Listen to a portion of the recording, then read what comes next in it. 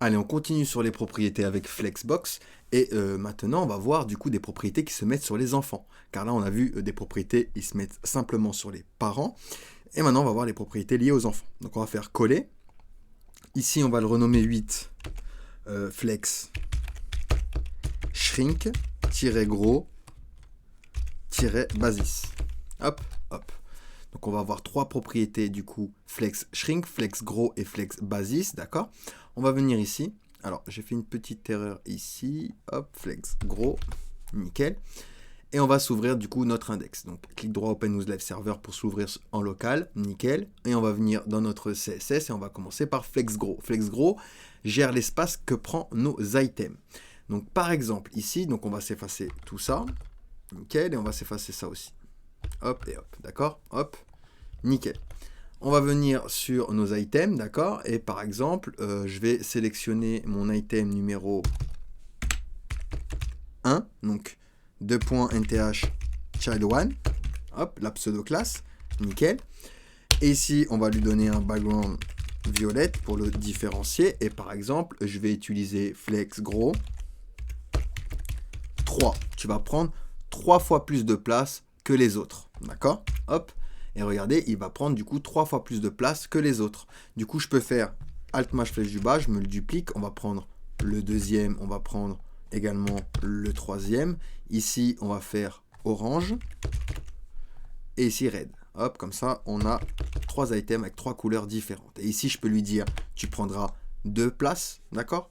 2 fois plus de place, et toi, 3 fois plus de place. Et on voit bien que mon item numéro 1 prend 3 fois plus de place, lui 2 fois plus de place, et lui il prend une place normale. Vous voyez? Donc c'est pour gérer en fait, vous voyez, l'espace que prend nos items. D'accord? Donc ça c'est flex gros. Donc je vous ai préparé un petit commentaire ici. Hop, nickel. Maintenant on va voir flex shrink. De base, il est à 1. Vous voyez nos éléments, vous voyez, hop, ils rétrécissent comme ça. D'accord? Tac et tac. Vous voyez, ça rétrécit. Et en fait, c'est normal parce qu'ils ont flex shrink 0. Si je viens sur le 3 et que je commence à lui donner une width de 450 pixels, d'accord? Donc il va avoir une width de 450 pixels, mais regardez, hop, il va quand même, du coup, hop, rétrécir. Donc ici, je vais utiliser flex shrink, et de base, il est à 1, pardon, il n'est pas à 0, il est à 1. D'accord? De base, il est à 1, donc il va rétrécir, et si je mets 0, hop, il ne va pas rétrécir, il va faire 400 pixels. D'accord? 450 pixels. Et du coup, les autres vont s'adapter par rapport à l'espace qui reste. Vous voyez? Tac, tac, tac, tac. Donc c'est ça, flex shrink, d'accord? Ça nous permet du coup de gérer cet effet, ce rétrécissement de nos items.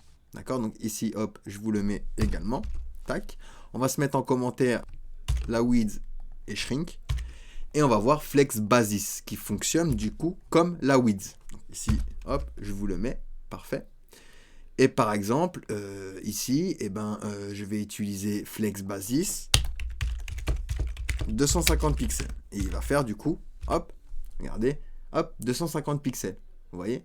Donc, je vais agrandir, il fera toujours 250 pixels. Je vais rétrécir, il fera toujours du coup 250 pixels. Vous voyez, flex basis fonctionne un peu comme la width. D'accord? Et on a une propriété raccourcie qui est flex. Donc ici, par exemple, on va se commenter ceci. On va se commenter également ceci et ceci. Et on va venir ici. Hop. Donc c'est la propriété raccourcie. Je vous le mets en commentaire. Propriété raccourcie. D'accord? Il faut respecter l'ordre. Donc d'abord, ce sera flex gros. Ensuite, ce sera flex shrink. Et ensuite, ce sera flex basis. Nickel. Et du coup, la propriété raccourcie, c'est flex. D'accord? Et si je fais 0, donc flex gros 0, flex shrink 0 et flex basis 100 pixels. Donc ils vont faire 100 pixels. Et regardez, tac, ça fonctionne. D'accord?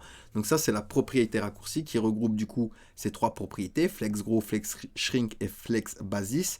Et on va pouvoir utiliser avec une seule propriété ces trois propriétés sur nos enfants. D'accord? Donc voilà pour flex, shrink, gros et basis. Allez, on va pouvoir passer à la suite.